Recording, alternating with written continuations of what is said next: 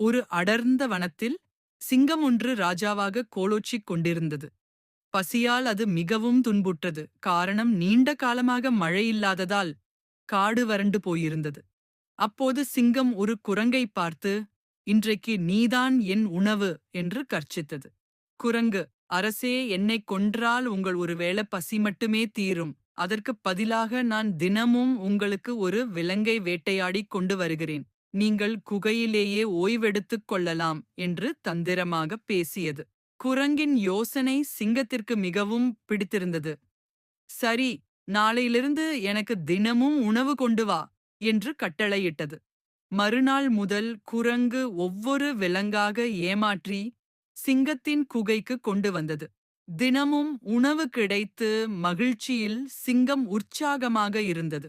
ஒரு நாள் குரங்கு ஒரு கழுதையை பார்த்து, கழுதையண்ணா, உங்களை ராஜா சிங்கம் பார்க்க வேண்டும், வாருங்கள், அழைத்துச் செல்கிறேன் என்று கூறியது.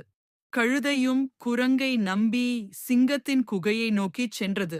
குகைக்கு அருகே சென்றதும் கழுதைக்கு ஏதோ சந்தேகம் வந்தது.